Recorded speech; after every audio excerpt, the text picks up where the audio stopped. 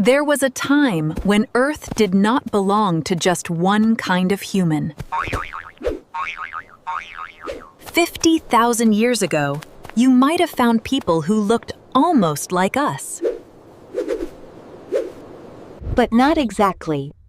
Some were shorter and stronger, adapted to cold. Some lived on islands and evolved into something almost unbelievable.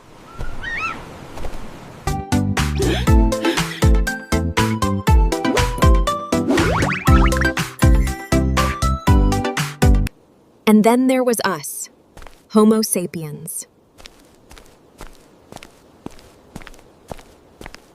Today, we are the only human species left. Not the strongest, not the oldest, not the one that survived the longest. Just the last one standing, which raises a disturbing question. What happened to everyone else? For most of human history, being human was not one thing. Evolution did not make humans once. It kept trying. Different bodies, different brains, different tools. Different ways of surviving the same dangerous planet.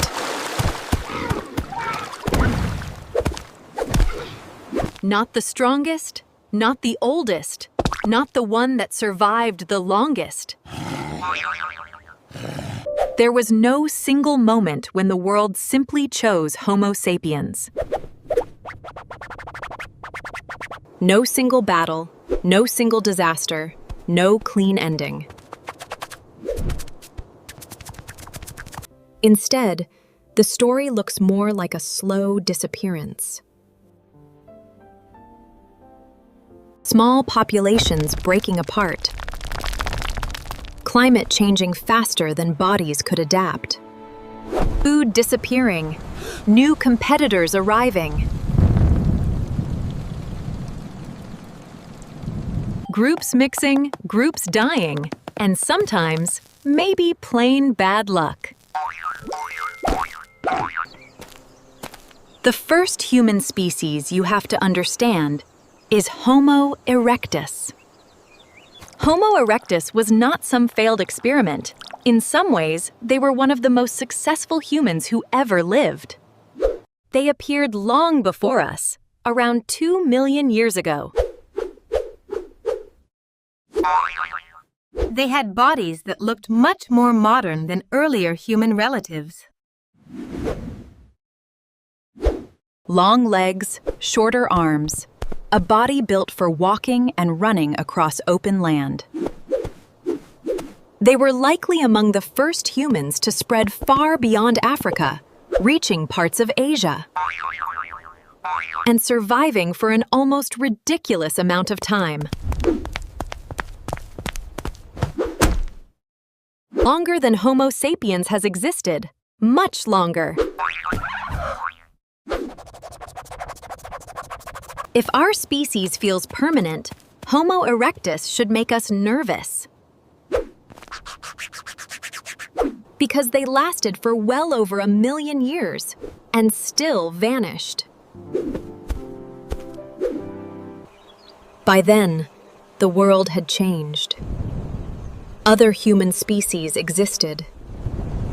Climate was unstable. Forests expanded and retreated. Rivers shifted. Animals moved. And Homo erectus, after surviving for an almost impossible stretch of time, finally disappeared. We do not know exactly why. Maybe their remaining populations became isolated. Maybe they could not adapt fast enough to changing environments. Or maybe newer humans outcompeted them.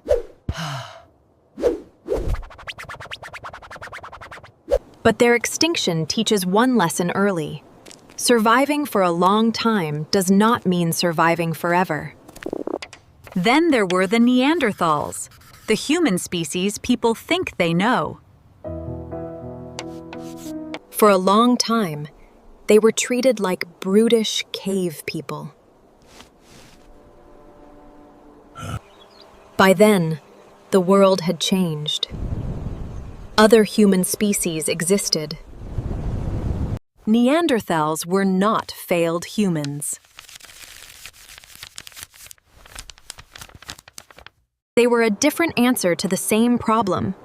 How do you survive the Ice Age? Their bodies were powerful, shorter and stockier than ours. With wide chests, strong arms, and thick bones.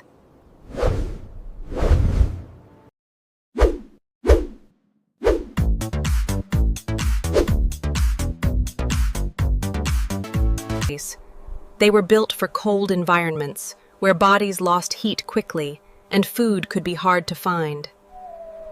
They hunted large animals at close range, a dangerous way to live. Their injuries sometimes look like the injuries of modern rodeo riders. The kind you get from coming too close to powerful animals. They used fire. They made tools. They likely cared for injured group members.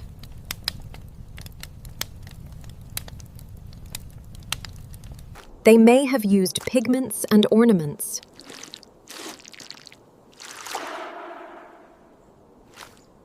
They were not monsters in the dark. They were people of another kind. And for hundreds of thousands of years, they survived.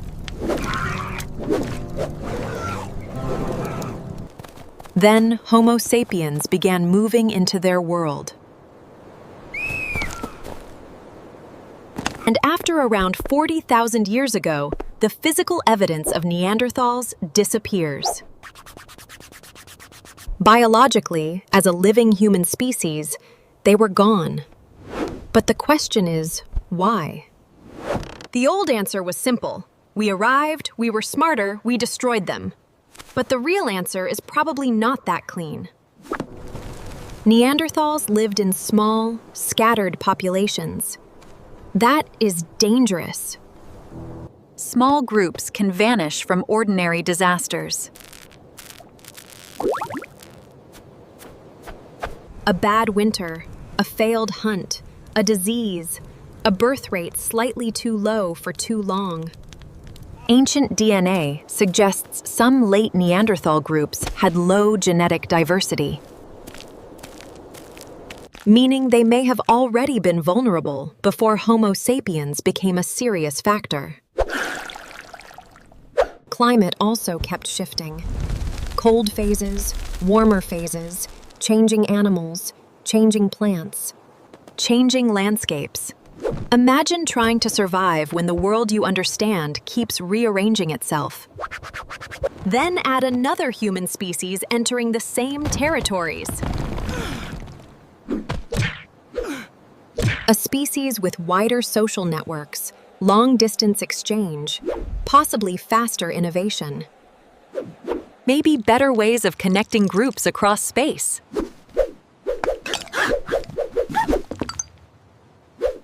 Not necessarily stronger, not necessarily better in every way. When Neanderthals disappeared, it may not have been because they lost one great war. It may have been because they lost 1,000 small battles against isolation, climate, competition, and time. Then there are the Denisovans.